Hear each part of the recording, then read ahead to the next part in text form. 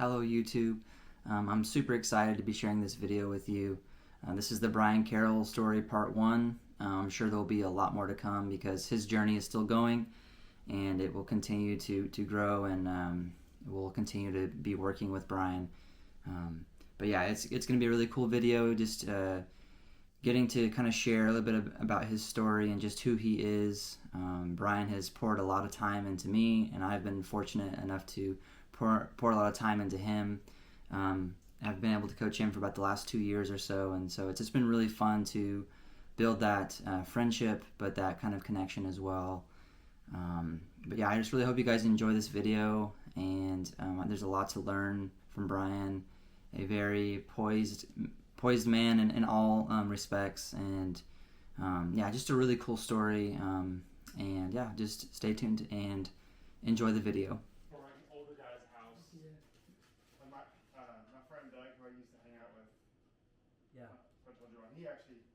He passed not too long ago. Oh, okay. He was almost 91. Oh, okay. I was like, Yeah, oh so man, that's it was good.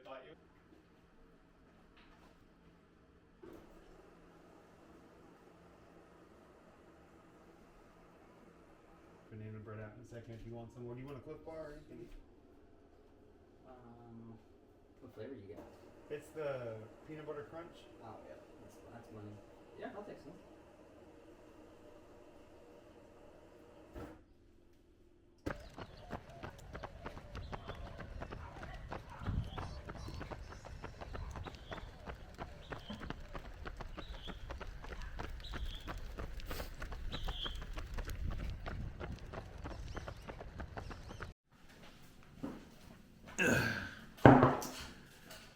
I am Brian Carroll.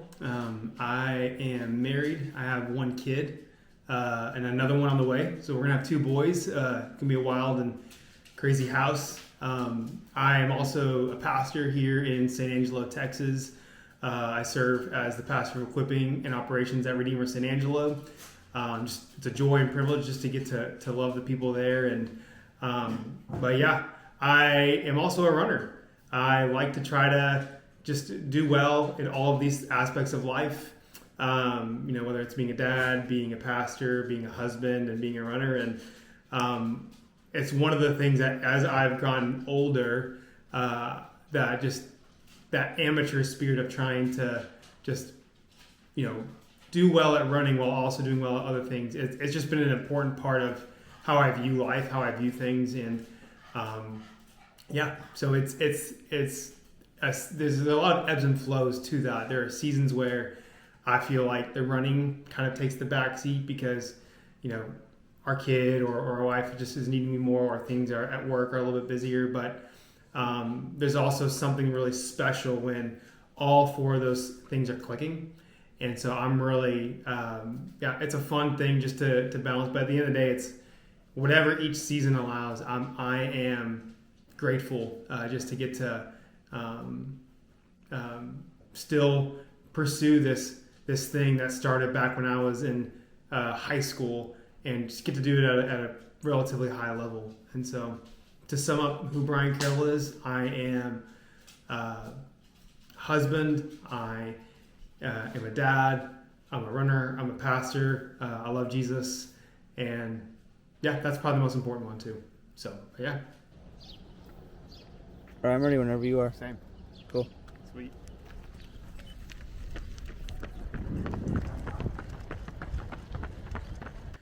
So running began as a thing I had to do when I was in middle school. I played football whenever I was in 7th and 8th grade. And so, of course, being in athletics, we did track. My 7th grade year, they put me in the 100 and 200. And every meet, just getting smoked.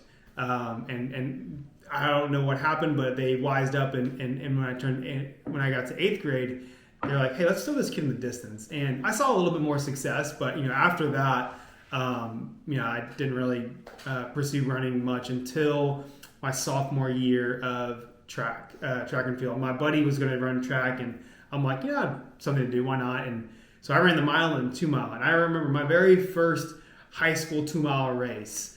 I got the pity clap. If you're not familiar with what the pity clap is, it's reserved for those elite kids who are at the back of the race.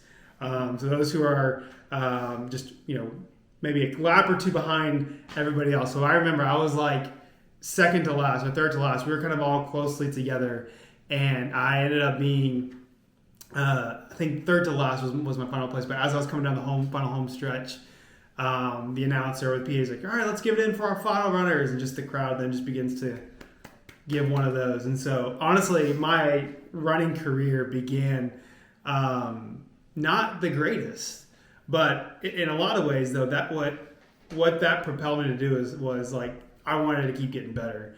That didn't deter me from stopping. I think I still enjoyed it. And so, but honestly, it wasn't until, so I did cross and track my junior year, just got a little bit better. And then it was probably the summer between my junior and senior year where I began to just, I think, have a little more desire and really want to get better at this thing. And so I went to a cross country camp at Baylor that summer, started to actually learn some things about the sport and how to train. Took that into my senior year and just cross country, ran a lot faster times. I broke 17, got close to breaking 16 a couple of times. And yeah, so I just started getting a lot of traction. Got hurt my track season of my senior year, so I didn't really improve much times. But I just knew I had a lot more in the tank when I was in high school. So really, what began in humility, just I progressed in such a way to where it's like, I love this thing and I want to keep pursuing it. I don't think I'm done. And so was really fortunate. My high school cross-country coach, Coach Alonzo, he had ties to Angelo State University. He knew the coaches there. So that was kind of my foot in the door to walk on to the program. So I walked on my freshman year.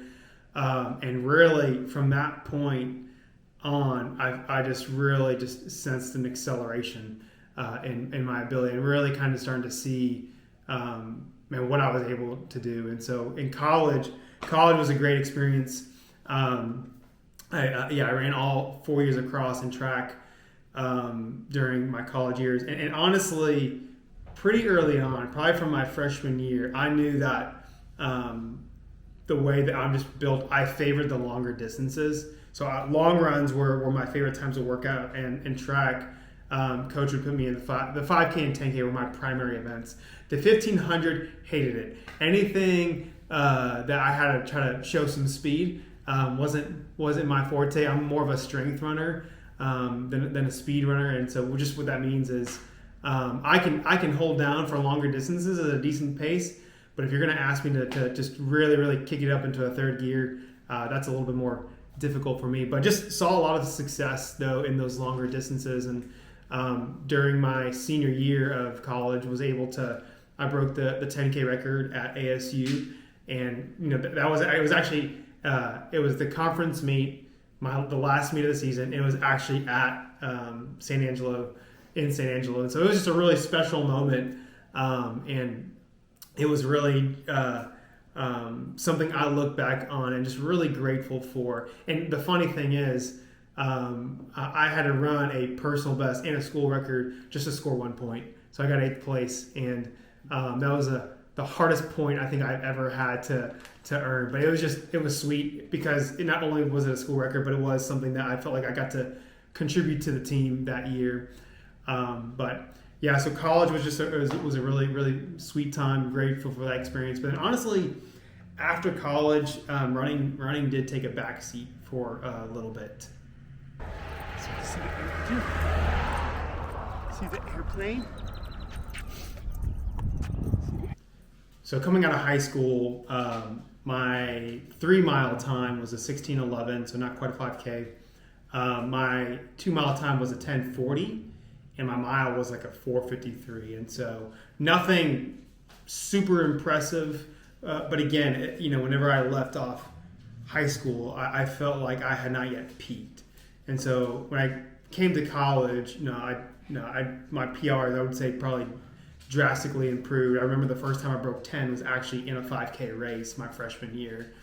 But I ended up running for my 5K, my PR was a 15:34. and my 10K was a 32:18.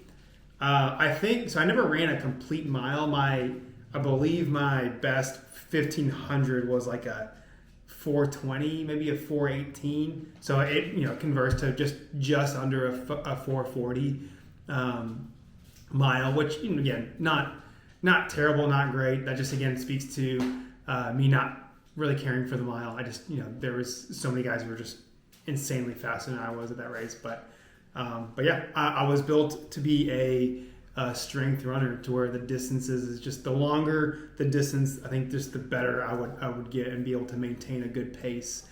But whenever I left college, running did take a back seat for quite some time. I was just finished student teaching and actually was looking to jump into ministry. I started taking a couple of classes at a seminary online, and just had some other odd jobs, and really was just trying to figure life out. I would run from time to time, but it really was not a rhythm of my life, just because the stresses of how am I going to make it as a human were really kind of weighing down at the time. I was dating my wife, and we were probably just a few years away from getting married, and so a lot of that took a lot of my time, and so really just running became this thing. How I probably engaged with running during that season was it felt like something I had to do still, because it was such a big part of my past, but it didn't really take a really important place. And so I remember even a couple of times I did a couple of half marathons during that stretch. The training for it was hardly anything, and I remember during those races, I remember one year I ran in Dallas, I can't remember what year it was, the half marathon, and it was probably my slowest race that I can think of.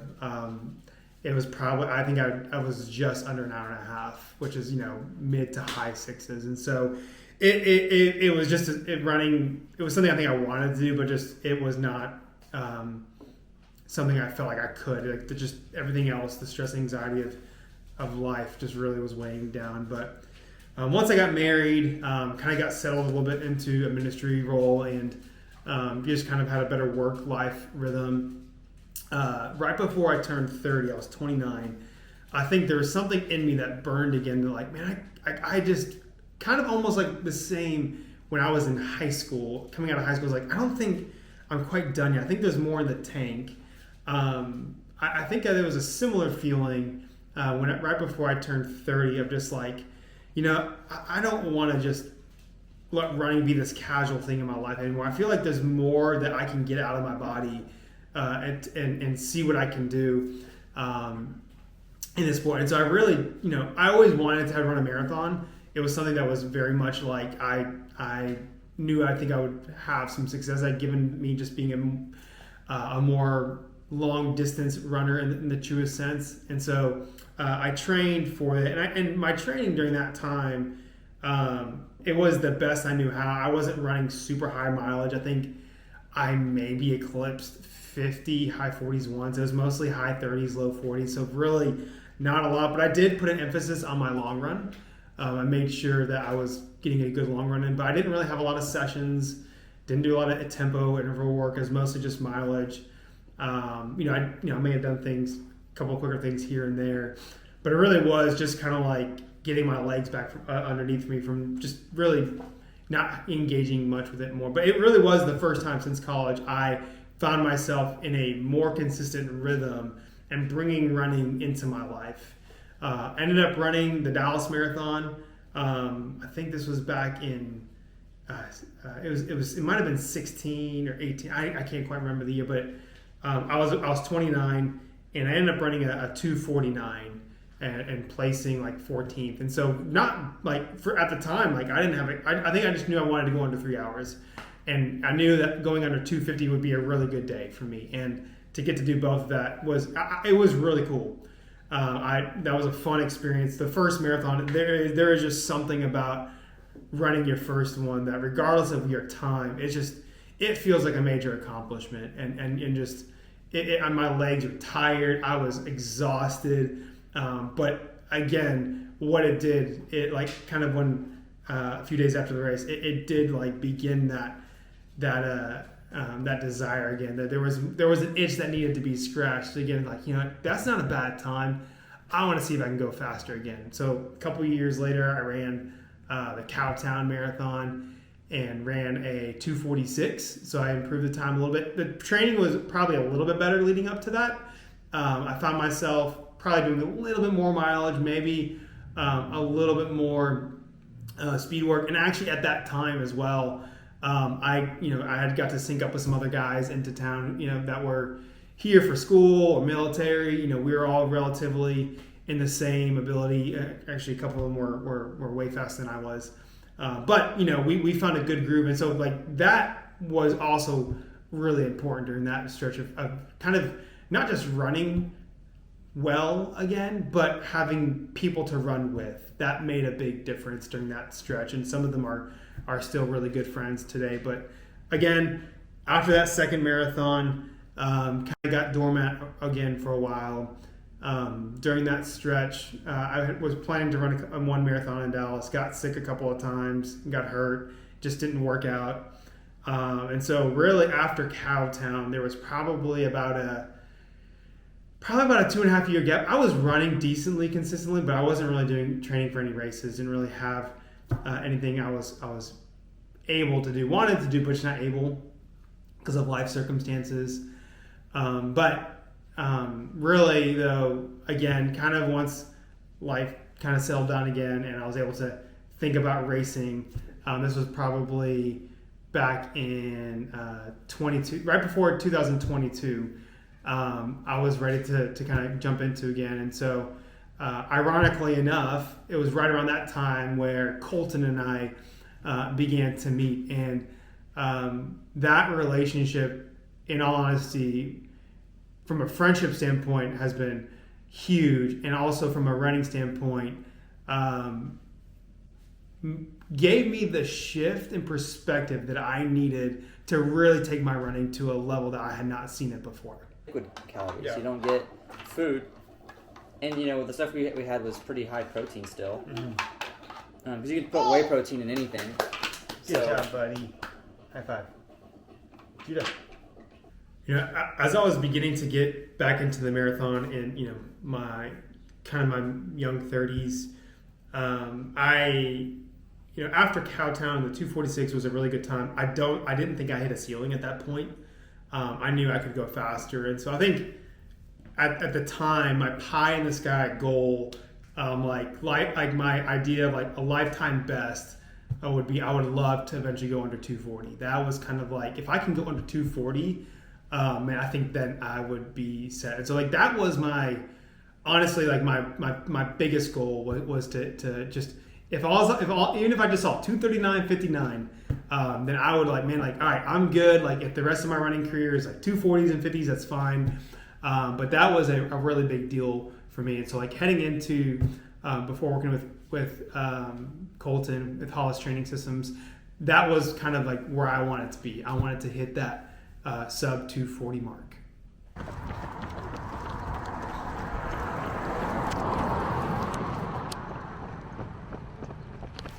So going into working with Colton, before that, I didn't even honestly think I needed a coach. If I'm being quite honest, I had a college career, and just I felt like I knew enough and what I needed to really just get to that goal of being under 240. But when Colton and I first started talking and just hanging out, running together, it was one of those things where it's like, oh shoot, I don't know as much as I think I do.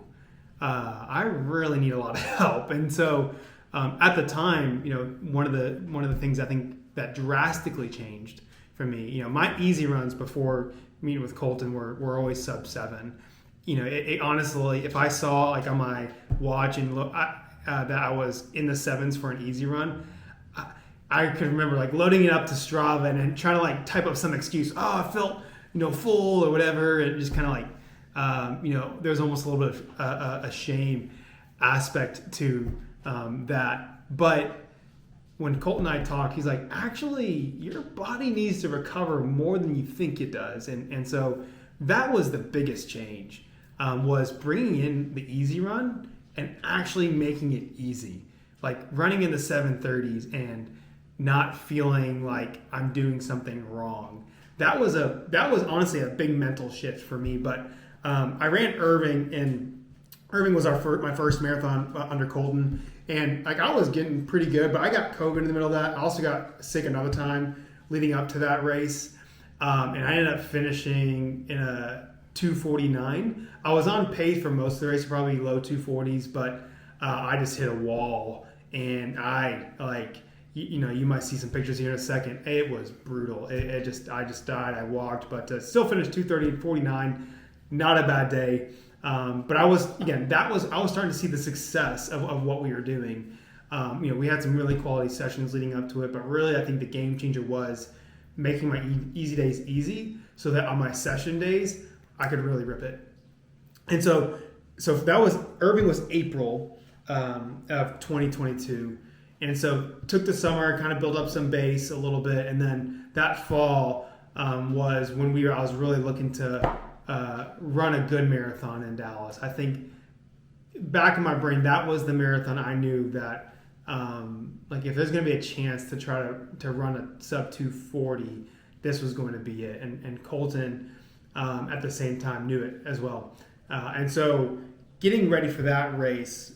I think we probably began our training block in August, and there was a lot of life changes going on too at the same time. So my wife and I were expecting our firstborn, and so he was going to be coming January of 23. And so my mentality going into Dallas again, it was I wanted to run a fast race, but I also knew like I don't know what life is going to look like with a newborn. Running again might kind of be that thing that was going to potentially take a back seat a little bit. And so I knew I wanted to do well. So we really dialed in. We had our strength phase where we did some hills, some kind of building that mileage up a little bit. We did honestly, there was a lot of progressive runs. We mixed in a couple of tempos, but it was really the progressive run that was kind of the moneymaker during that season. And then we got to the kind of more aerobic phase. We were dialing into some interval work, some longer efforts. Long runs had a lot more mixed in efforts as well.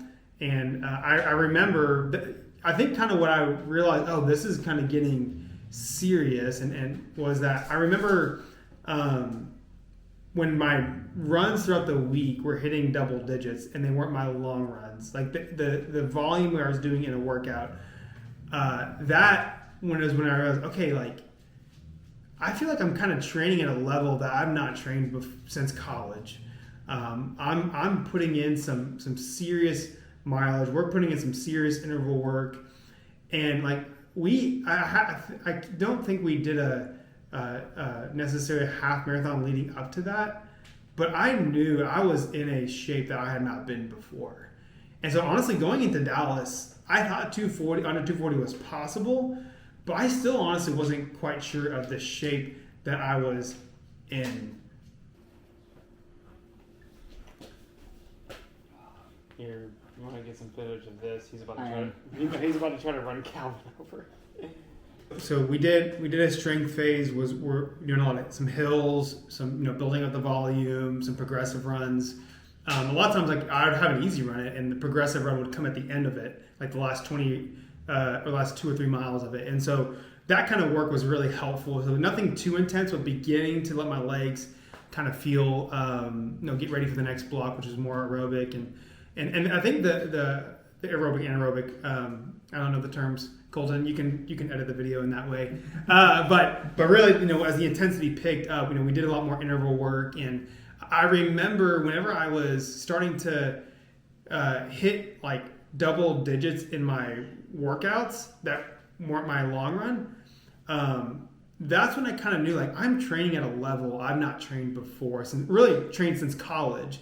And it was kind of honestly mentally for me kind of encouraging, like I'm getting it at a level where I think I can really perform well and do something that maybe that I've not done before. And so I didn't get to really do a half marathon, halfway through the training block. So I didn't really have an idea of where I was fitness wise. I knew I was at a point I hadn't been. And so going into Dallas, I felt kind of blind. Again, I knew 240. I think that was the goal. Going under 240 was the goal. That's the pace we were going to go at. But at the same time, I'm like, I don't fully know if that's it. And so I remember, going to Dallas, the race started. I was hyped. I was excited. The environment was really fun. I felt very prepared. And so what was kind of the fun part was, so I just had my normal bib. I saw that they have a section for the elite guys, and they weren't too far ahead of where I started, but they had their own sectioned off area. And going into that, I wasn't trying to place high. I wasn't necessarily really worried about that. I just wanted to run well. And so I remember going in. So the race started. And I was hitting, 550s, 540s. I think the first couple miles I might have hit one sub 540. The adrenaline at the beginning of a race, you're just kind of really, really excited. And so I knew I had to kind of dial back a little bit. But I came through the half marathon, the halfway point, and I was like right around 116 mid, somewhere around there. And that's when I knew, like, oh, something cool might really happen today. And I remember at that point, I was at that time, and I didn't feel like I was about to die. I didn't feel like, okay, I went out too fast, I'm about to kind of peter out. Because historically, my previous marathons, the first and second half gap would be pretty big. So I think for my very first one, I was like a 120. And then the last half was like a 129. And so it's like, there was kind of about a 4 or 5 minute gap between the first half and the second half of the race. But like, again, after the halfway point of this particular one, I didn't really slow down. I was still hitting sub sixes. I was in the 550s, and I only hit 6 minute. There's only 1 mile that I hit over 6 minutes, and that was as we were leaving the lake. There's this long hill that felt pretty brutal at the time, and I remember going up that hill during that race. I'm like, okay, how I feel at the top of this, I think is going to be indicative of how the rest of the race is going to go. If I am feeling good and recover from that hill, I think I can really just knock out the last 5 or 6 miles pretty quickly. If I am petered out, tired, then you know what? I might have gone out too fast, but still think that I can hit that sub 240. But anyways, got to the top of the hill, and I felt good. And at that point, I think I was sitting 4th or 5th. Again, place was not even on my radar going into that race. I just wanted to run a good time. But then as I started passing some of those guys that had the elite bib on, I ran by my family a couple of times, and they were telling me the place I was in. I'm like, oh my goodness, I can actually place top 3 in this race. And so I remember kind of like, as the race goes, you leave the lake, you're kind of heading back into the downtown Dallas area. I think I passed another person, and I found myself in 3rd. And again, when I was finishing this race, I felt so fresh. I had never felt that way before in a marathon, the end of a marathon. I still think my second half was a little bit slower, but it was only by like 2 minutes. It was not a big gap. And so I remember, though, coming around the final turn, going to the home stretch, and literally felt like I had a kick. I was coming in I wasn't just trying to finish, I was finishing strong. And when I crossed the finish line, I could not believe myself what I had just run. It wasn't just that I ran under 240. I ran at 230. I ran at 235. It was a 234.23, I think, what the final time was. And I remember crossing the finish line, and some people were talking to me and like, "Hey, how you feeling?" They're catching at the end of the race. They're trying to funnel you, and I was just said out loud, like, I just ran an almost 12-minute PR. From Irving running a 249 to not but 8 months later to run a 234. I was astounded. Next to running a school record at ASU during my final 10K, that was probably one of the best running moments I had ever experienced. The time was beyond what I wanted. And the fact that it also put me in third place at a big city marathon, it was just something I had never experienced before.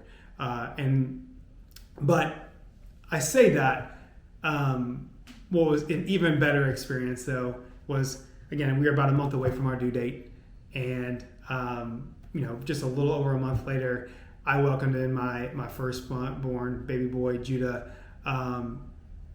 That was a little bit better than the third place at Dallas.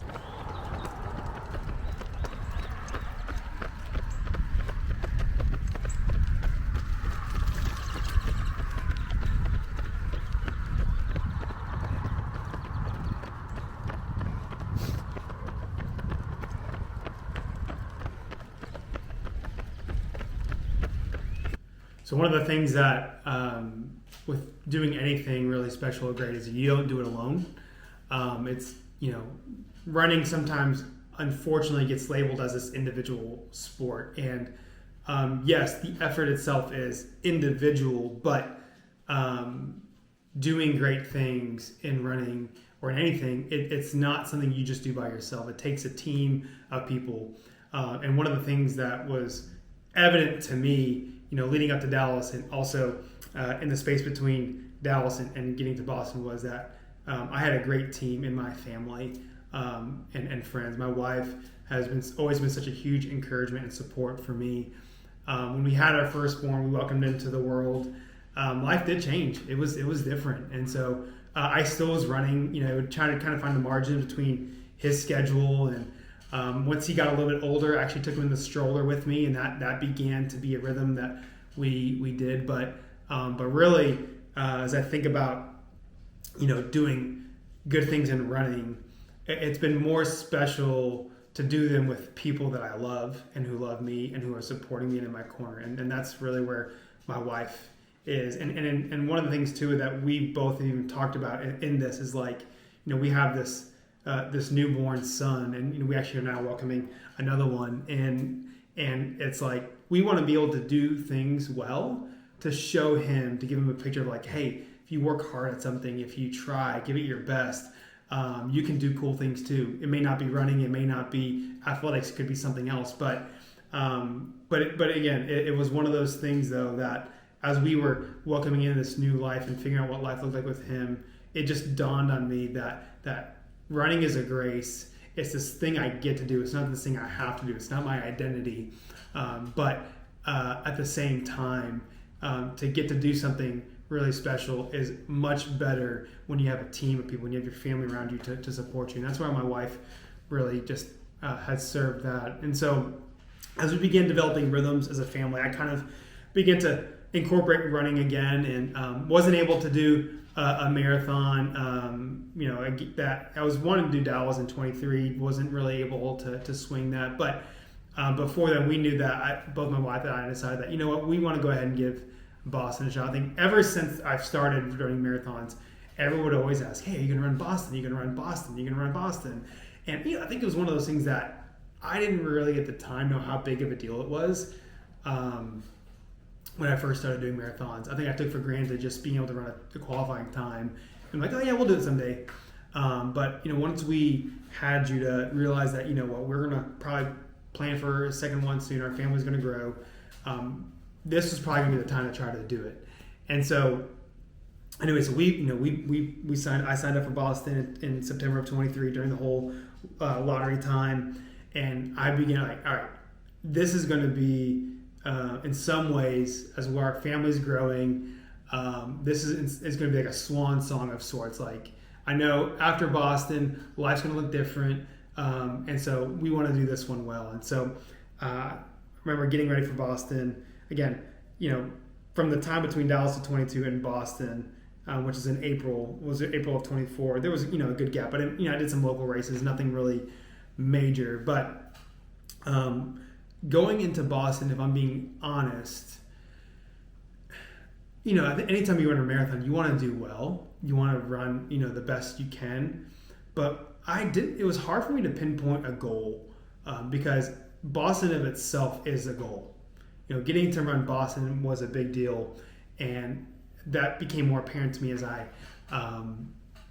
was getting closer to actually getting to run the race, and just a lot of friends and family texting their excitement for me. And but running Boston, the course is hard. It's broken some of the best runners of the world, and so my expectation going into it was, I don't know, what am I going to do? Like, it's a much harder course.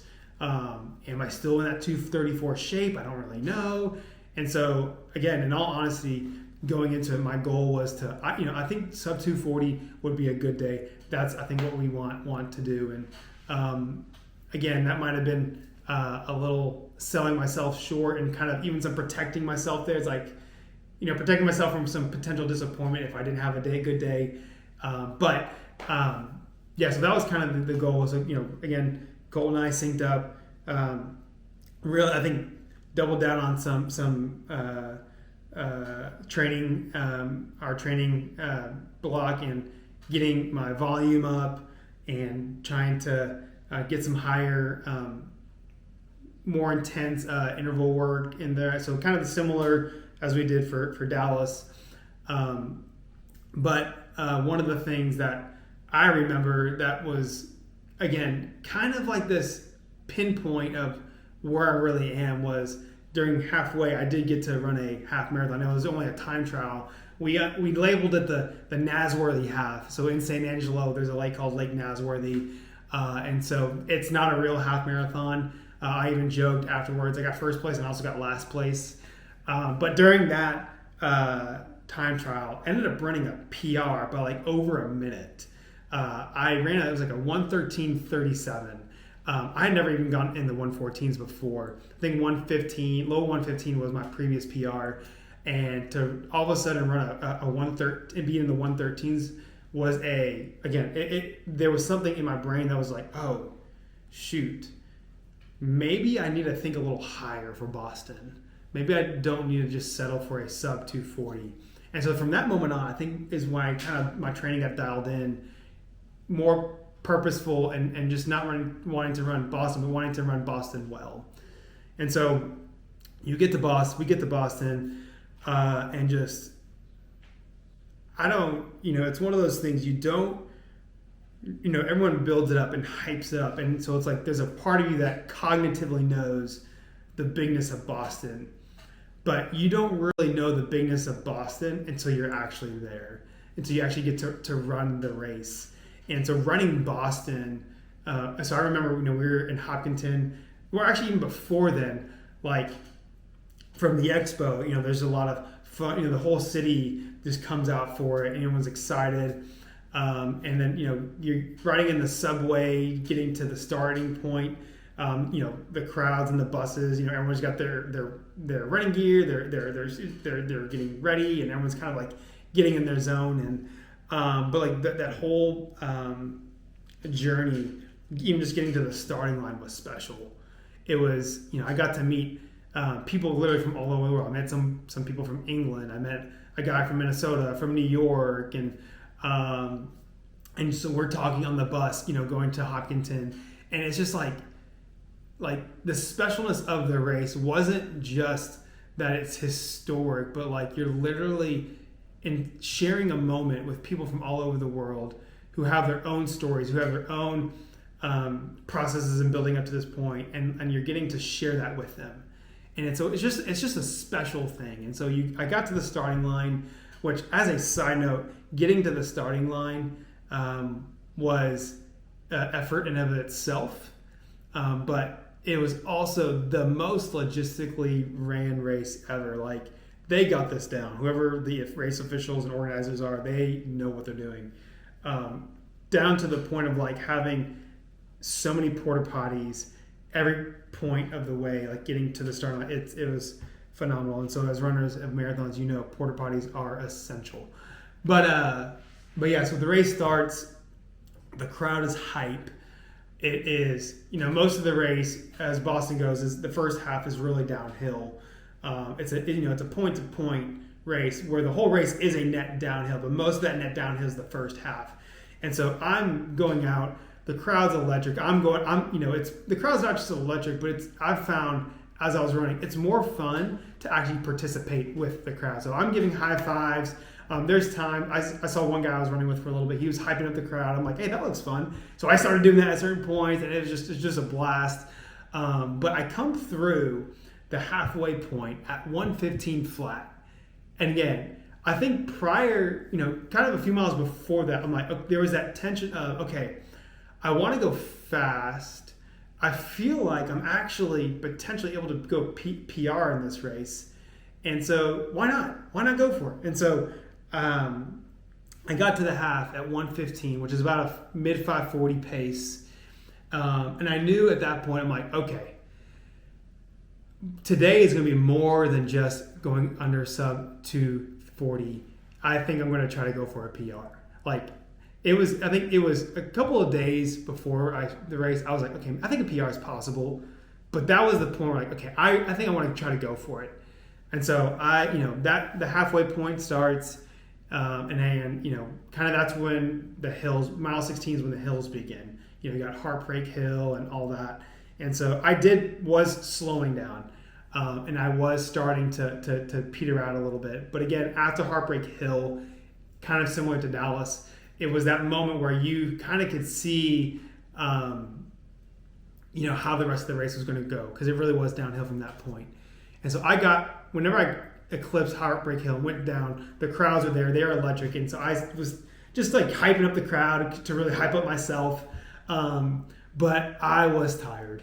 I was starting to peter out a little bit. And so when I finished the race, you go by the Fenway and you see the famous Sitco sign. It's about a little over a mile left from that point.